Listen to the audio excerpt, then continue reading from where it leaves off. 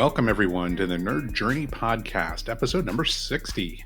We're joining you every week to talk IT career progression and bring you the advice we wish we'd been given earlier on in our careers. I'm your host, John White, at BJourneyman on Twitter, joined by my co-host, Nick Cordy, at NetworkNerd_. Hey, Nick, how's it going?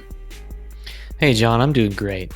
We are both pre-sales technical engineers with backgrounds in IT operations. We hope our career discussions will be vendor neutral, relevant across disciplines, and remain timeless. If you're enjoying our content, please drop us a positive review on Apple Podcasts or wherever you subscribe. And if you want to get in touch with us, tweet or DM at Nerd Journey. Ultimately, we're just two nerds on a journey.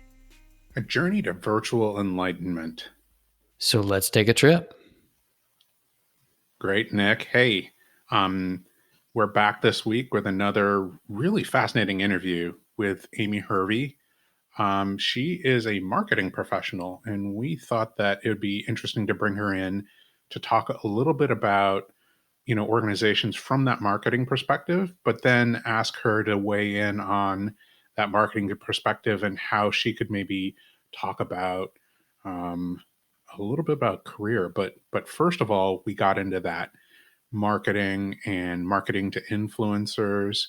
That was really fascinating to hear, again, from the marketing perspective, instead of from maybe like you and I have a little bit more exposure to the product marketing people and technical marketing people, and to hear about it from a marketing perspective was pretty interesting. I think so. And this idea of the marketing culture, that marketing is extremely ingrained or should be in the onboarding process so that new employees know exactly what the brand is about and how to solidify the brand with customers, other employees, future new hires. I guess I didn't even realize after working with Amy for a year at a previous employer that marketing should be so finely ingrained in the culture of an organization to solidify the brand that way. It really helped me reflect on the time I spent working in conjunction with her for onboarding new hires, and I hope that other folks who do onboarding type processes, especially in the technology space, can learn from this. Yeah, I think the interesting phrase there was marketing as culture, right? To kind of solidify and align the marketing of the brand and the organization with the culture of the brand and the organization. So one is a reflection of the other. That's a really interesting observation. And then we did talk about personal brand, right? So bringing that marketing brain to bear on what people are doing to market themselves. So, blogging, what is it that you can do to have a brand within your organization that's reflective of you and what it is that you want people to think of you. And then the same for outside the organization, right? Maybe your next job is going to be outside the company that you work for now. Or maybe it's going to be a slightly different position within the organization, but you want to prepare people outside the organization to understand who you are and where you're coming from and your point of view. So all those things were really interesting. And it was interesting to hear her take on that and some of the activities that she had engaged in to help other people do that. And this is another two-parter, isn't it? Yeah, it can't be the Nerd Journey without being a two-parter. But anyway, with all of that preamble out of the way, let's get to it. Part one of marketing and personal brand with Amy Hervey.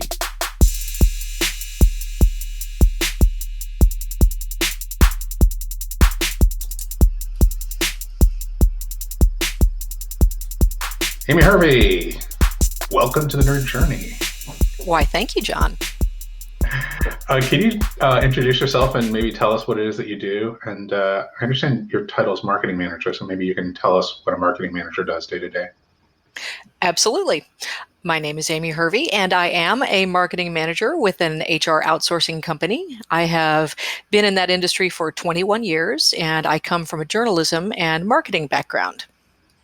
So what does a marketing manager do? That really varies a lot based on the size and the type of the company, as well as what's being marketed. So In my case, that means everything from social media platforms and posts to the back end of our website, doing press releases, email campaigns, promotional print items, online training platforms, special events, sales support, whatever's called for.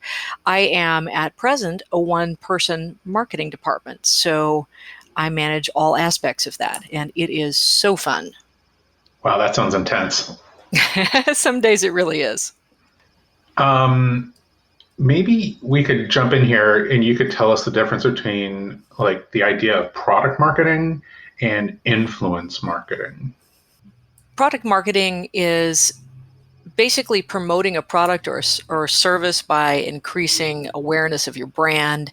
And that involves the product and the marketing and the sales process. So influencer marketing or influence marketing, there's a strong trend in some industries right now to really lean on using an influencer where a company pays a famous or an influential person to basically spread their message or even endorse their services or their products. And this can be paid or unpaid, but whenever they're contractually bound to a company, they may not always say something perfectly positive, but they are putting information out about that brand. In some cases, this works really well, like having a well-known or popular athlete wear your clothing brand or a model wear your makeup, and they discuss their experience, the pros, the cons, the things that make it unique.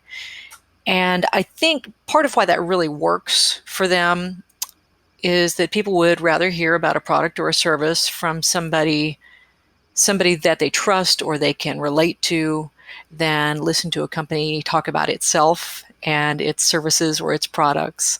And in a lot of cases, there's opportunity for crossover into other markets, depending on who the online followers of those influencers are. It's interesting. I you immediately prompted me to think of, I would say social media influencers, which for some reason, I hadn't really connected influencer marketing on, but of course, that is exactly what that is. And I mean, my experience with it is more kind of peer to peer, like, users of a business product influencing each other. But yeah, that direct kind of mass retail influencer is kind of the natural outgrowth and like the modern use of that. Of course, we say influencers, but nobody wants to be referred to as the influenced, right? Like nobody. Oh, I'm a that's right. I'm a follower, not an influencee. Absolutely right. There are a lot of people who are waiting to get a lot of information or enough information for themselves before they make a decision on a product or a brand. They look to their peers or the people with whom they identify, whether they are actual peers, as in they're in the same industry or they're in the same age group or geographical location or ethnicity, whatever group they choose to identify with in that case. Maybe people who love backpacking and camping identify with others who enjoy that particular thing. And they look to those folks for information on products and experiences they've had. So word of mouth is not new, obviously, but that's basically what we're talking about here with social media influencers. What was your experience? It's a step away from customer or client testimonials, and it has more of an authentic feel to it. Yeah, that's it exactly. And like we're much more likely to listen to a friend or peer, or as you say, a perceived peer, or maybe an aspirational peer, like somebody I aspire to be that person's peer, and listen to their ideas than we are to listen to, like you said, maybe the company directly promoting their marketing copy. Absolutely. And this actually really reminds me a lot of our episode 36 on customer advocacy programs. So if you haven't listened to that one and you listen to this episode, go back and listen to that one after the advice we get from Amy here. And I think that would make a nice summation of ideas. Amy, maybe we didn't really prepare to talk about customer advocacy programs or advocacy programs in general.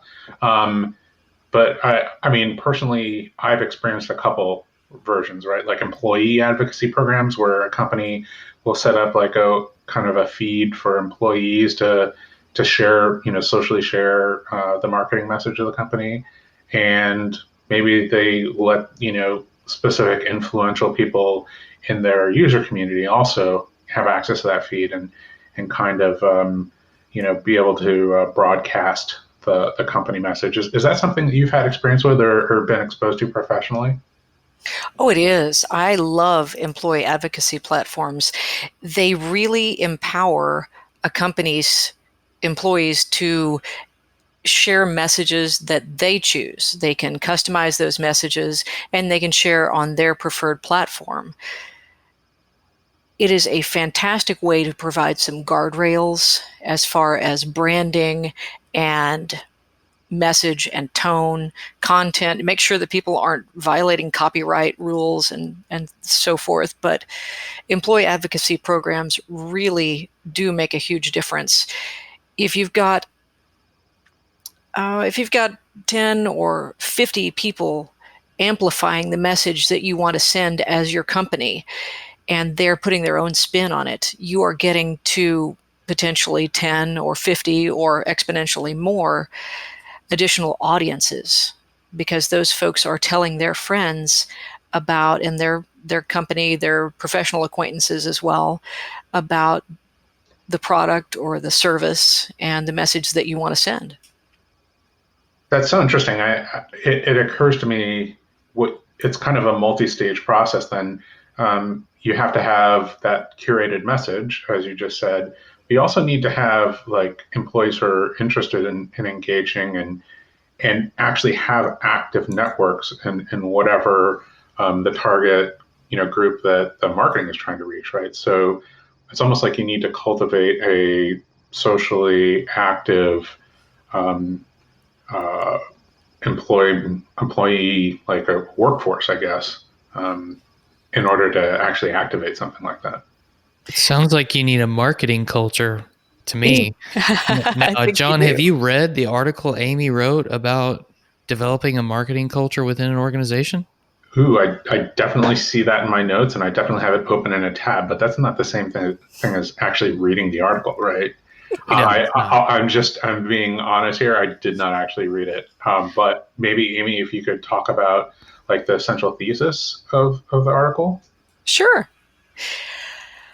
Developing a marketing culture, we are all marketers. It's just a matter of what we're marketing. Whenever a new employee comes on board with your company, this is your very best opportunity to give them information and tools that they can use to succeed. Plus, it's an opportunity for you as an employer to be inclusive and really make them feel welcome. So if you can provide some brand guidelines and a little bit of information about the company's voice, like a simple document that gives preferred fonts and colors, design style, and directs you potentially to other resources like templates or websites. So helpful. And consistency, that is a huge thing. Always addressing employees' email signatures, voicemails, out of office message, and the writing styles. This has to be across the board from the top down, because your brand is your very biggest investment as a company, and it consists of the time and the talent and the energy plus the history, all of the things that you've done to this point. So if your leadership feels strongly about it and you make this part of your onboarding process, then you are developing a marketing culture from the first day that an employee is on board with your company, and you're providing support for them as you go. Now, what is the general reaction of employees to hearing about the brand guidelines and the consistent voice? Do they feel like that's a little big brother, or do they really understand the big picture here? There are, to my experience, a few folks who are hesitant to engage fully with the company online in social media platforms. They may want to write an article or want to post something, and they're not really sure what to do. An employee advocacy program is ideal for them in terms of social media because, again, it gives them those guardrails, and they know that the things that are in that program or in that platform are safe to post. In terms of employees' questions and their reactions whenever they're first introduced to brand guidance or to brand requirements, in fact, it can feel a little bit like Big Brother, but mostly it feels like that isn't really my field. Let's not reinvent the wheel. We'll leave that to the experts, and they're grateful to have certain tools that are available to help them get started. I suppose, having a company-wide requirement for, consistent email signature or what have you, that's the same thing as saying, like, well, if you're going to send a memo, like from our company, it has to be on company letterhead and it has to be vetted, by company people. And there was an 80s version of this, right? 1980s version of this that is totally analogous, right? You had company letterhead. You don't just send out a note like on your personal letterhead, like it has to be company branded. That's right. We have to look good. We have to look professional. Whatever that look is, it may be fun and upbeat and super engaging. You may be using a fun font with bright colors or whatever, but you can't have a crazy email signature and represent a bank or some entity that really requires a lot of trust from someone who you're maybe handling their money, or you're handling their payroll or investments, or it's a major investment of time or your image. Those are the folks that really want to portray an image of trust and stability. Does this mean I have to get rid of the patterned background in my emails, Amy? Oh, I wouldn't rush into that, Nick. I think Okay. you'll probably be just fine. Okay, so pink polka dots are good then. All right, I cool. like them. They're very nice. Awesome. Did you rotate off the plaid? I just seem to remember every email I get from you having a plaid background. Every now and then you have to spice things up, John. Okay. I'm just taking it to the next level. Put some quotes at the bottom. Yeah, absolutely. I send out tips and tricks from the John White School of Mentoring is what I send out. Pricing and packaging to come, people.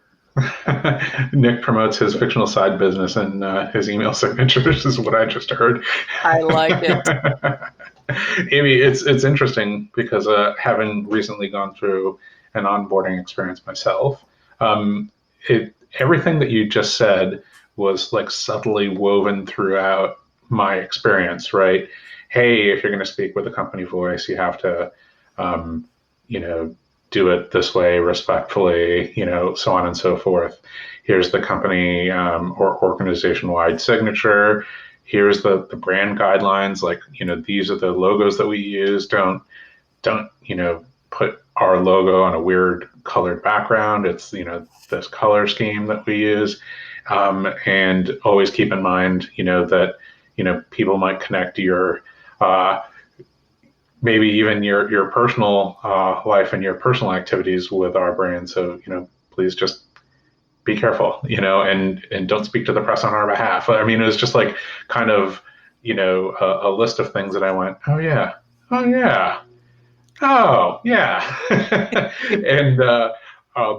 so I'll just, there's no question, I'll just attest that all those things happened. A lot of it is common sense. But whenever you're talking to a multi-generational group of employees, you may not know what the norm is for each of those folks. And you don't know what their preferred social media platforms are either. We all default to LinkedIn for professional interactions, but that's not to say that some brands don't do a lot of their business on Pinterest or on Twitter, on Facebook. It just depends on who you want to engage with and how they want to engage with you. I do most of my social media interaction on TikTok, but sure. LinkedIn. Okay. Right. Try it out. You'll get my lip dub later on in the episode. It's so interesting. Yeah, like everything that I keep on, everything that you say, it's again, just in my personal experience, like having gone through like an organizational change recently, I left one employer and went to another. All those things are kind of fresh in my mind. Whereas at like my previous employer, all those things were there. It was just that I've been there long enough that I didn't notice it anymore. Right. That So makes sense. It really yeah, does become a part of the culture, and it's how we do things around here. yeah, that's it exactly. Um, can you?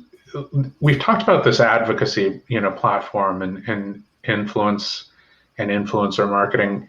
Can you maybe draw some analogies between like doing those kinds of things on behalf of the organization, your employer, and then maybe using some of those lessons and maybe doing your own brand marketing for your own career, like developing your own brand. Like maybe it's not an official thing, but it's like this, conceptual brand of who John White is and what John White is about. And so, like when you think about John White, I really don't talk about myself in the third person all the time, but there's some kind of association that you have. Like, um, is it important for people who are career minded to actually pay attention to that kind of thing and maybe put some thought into what goes into it? I mean, obviously, our employers have put some thought into that, like a lot of thought in some cases. Um, doesn't it behoove us to put some thought into that ourselves? Absolutely, it does. What you're describing is, I think the buzzword really is personal brand, but you're talking about reputation. Personal brand is just a buzzword for showing the world who you are professionally. And I do think it behooves you to put some thought and some effort into your own brand. It's how you present yourself, what your strengths are, what your skills are, and what makes you unique. Everything from the clothes you wear to your body language and your communication style and the words and the tone you use. Some of that in your communication on behalf of your company will be dictated by that company in your guidelines and so forth. But whenever you think about Nick Cordy, for example, or John White, is this person engaging and friendly, assertive? Are they tardy? Are they on time? Are they polished or casual? Are they present or are they distracted? Think about all of those things and how you want others to see you. What's really important to you and what do you stand for? Because every single interaction, whether it's online, it's one-on-one, it's in a group setting, maybe you're on a panel, or even if you're online or it's via email, you can solidify your own personal style and brand and reputation, or you can dilute that. You can damage it very easily. That's true. You can be 5 minutes early to every meeting, and then 15 minutes late to one, and people think of you as the tardy one, right? They may. Yeah, definitely. Like you sleep through one meeting, and Just one. Have you yeah, had your nap today, John? yeah. So full disclosure, listeners, we definitely tried to record this earlier in the week, and I was 15 minutes late because I fell asleep on the couch. Um, so that's why my signature now says dash dash the tardy one. That's your brand. Yeah, I'm integrating it into my personal brand. No, I definitely am not. Well, okay, so ultimately your personal brand is a combination of the things that you're good at and the things about which you're passionate, maybe what you've accomplished, and how you want people to see you, where you want to go, who you want to work with, and who you want to serve. It can be all of those things rolled into one. It really is where your focus lies and how you present yourself to others. Now, how do I make sure, Amy, that I'm crafting a message that represents my brand that's impactful to people and not just noise? About a personal brand? Yeah. Well, if I repeat over and over that I'm smart and I am a great grammar editor, I am I have a fantastic vocabulary and then I misspell things, that's not going to work. What I shout over and over again will not matter if I don't show you. So I can easily clutter up the reputation I'm trying to build by talking too much about myself and not paying attention to my audience and what they want to hear, by not engaging with them and giving them something that is of value. They should miss you if you're gone. If you aren't posting your blogs, if you aren't sharing things online, if you aren't commenting and interacting with them, they should miss you, ideally. I'm talking about your core audience, not the folks who are new, but the people who expect you to keep showing up every day. That makes a lot of sense to me.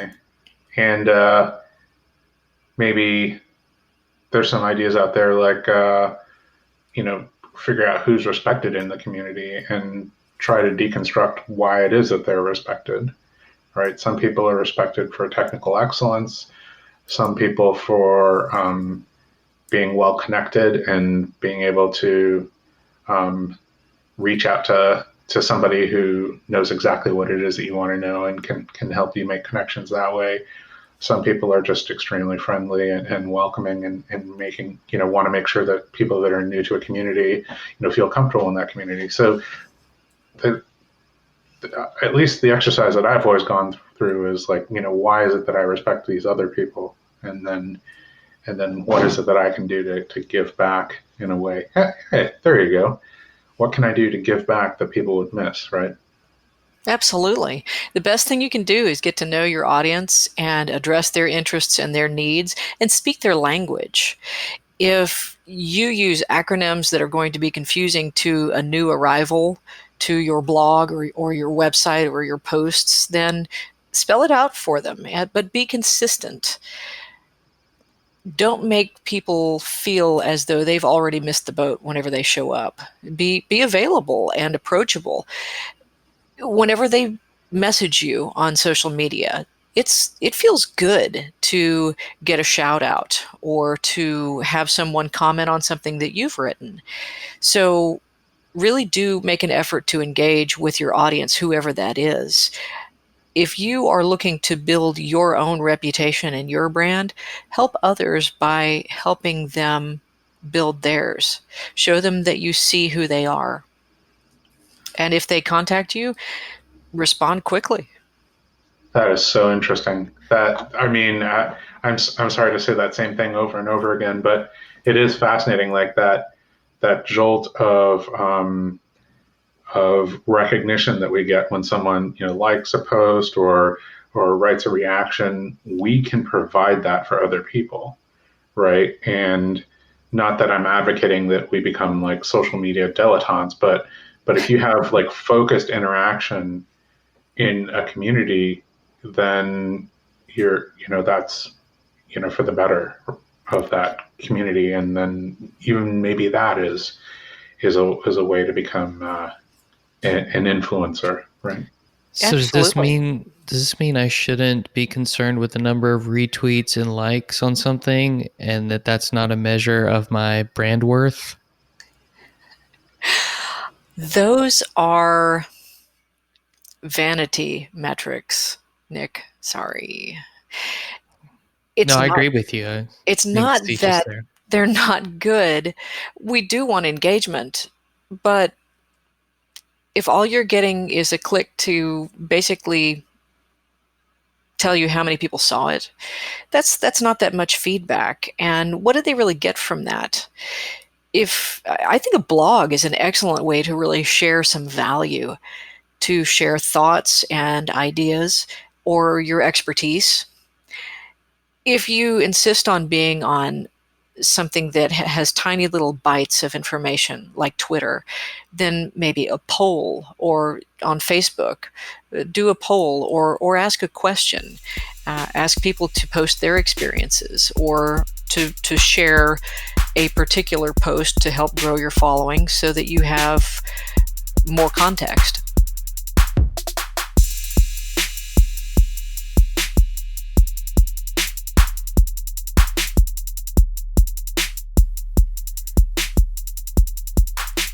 Wow, John, I just can't fathom the fact that likes and retweets on social media are vanity metrics. Can you believe that?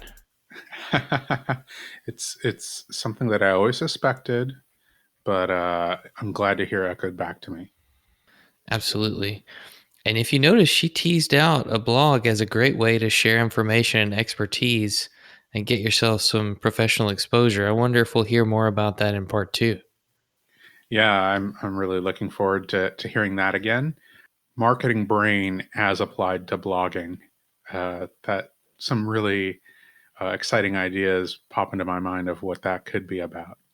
But hey, let's it's starting to get late here. Anything else pop into your head while we were talking or listening before we get out of here? No, sir. Just a reminder, we want people to subscribe and give us a positive review on Apple Podcasts or wherever they're listening. We want to know if we're being helpful and are always looking for interesting questions to ponder. We're collectively on Twitter at Nerd Journey. All right, farewell, listeners, and tune in next time as the journey continues. I'm John White at B Journeyman for Nick Cordy at Network Nerd _ signing off. Adios. Don't forget about the John White School of Mentoring. Send that tweet out to @Nerd Journey today for pricing and packaging. Can't forget it.